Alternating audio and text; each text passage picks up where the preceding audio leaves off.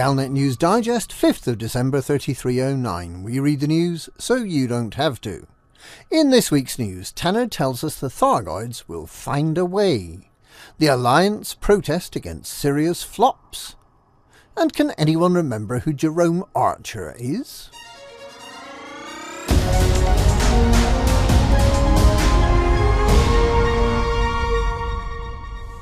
Following last week's celebrations of the isolation of Titan Tyrannus, Aidan Tanner has warned that the Thargoids will find a way to fight back.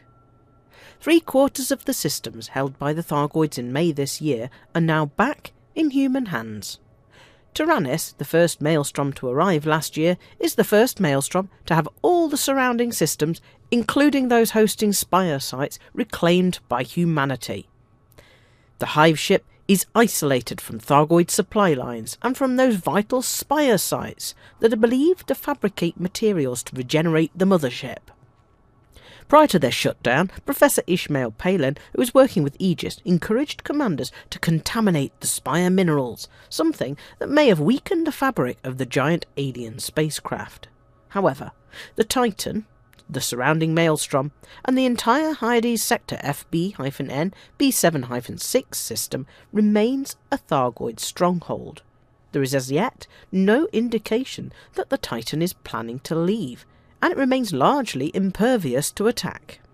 Tanner, who has been a special advisor to Thargoid Research and Defence Agency Aegis, and since it was reformed at the start of the year, reminded those fighting the Thargoids that the aliens have previously managed to snatch a new lease of life from what seemed like certain defeat, and that we should expect some new twist in their tactics.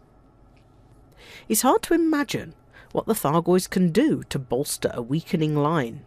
If nothing changes, then all 8 Titans could be isolated in just a few more months. If Palin's program to contaminate the Titan's supplies bears fruit, it could be even sooner. So, perhaps Tanner is being needlessly worried by an enemy that is on the verge of total defeat.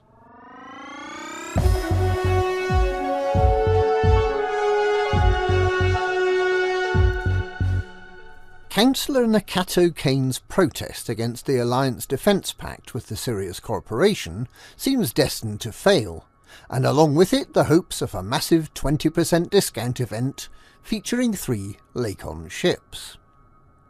Many in the Alliance are reported to be unhappy with a pact that sees the Sirius Corporation paid handsomely to defend the Alliance against Thargoids, arguing that Sirius has done nothing to protect the Alliance, but has instead infiltrated Alliance space, stationing megaships in key Alliance systems including Alioth.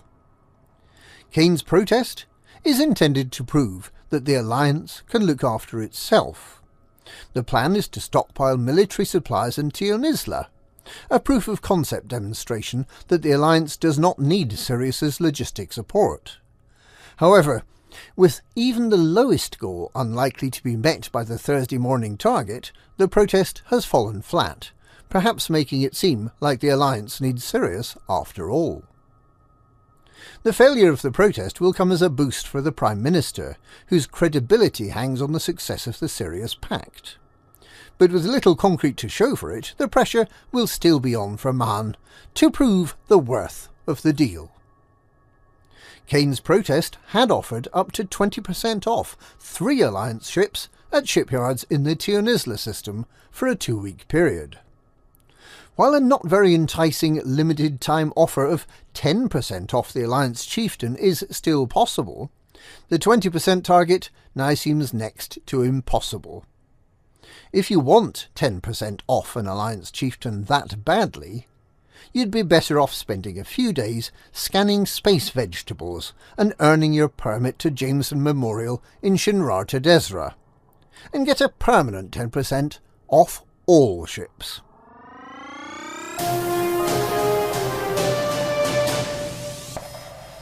Shadow President Jerome Archer may become a footnote in history, according to Federal Free Press.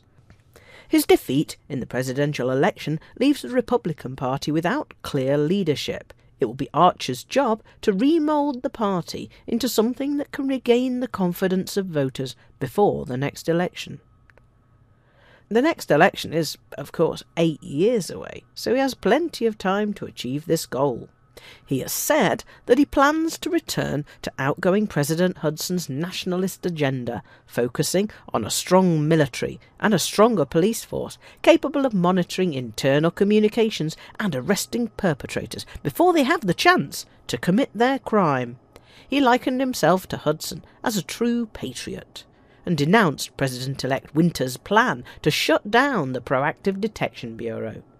However, when federal citizens see improvements in their living standards as a result of reforms introduced by the Liberal Party, and when they remember what life was like before they had to worry about the PDB listening in on their private conversations, Archer may find it a lot harder to win them back to the idea of an authoritarian government.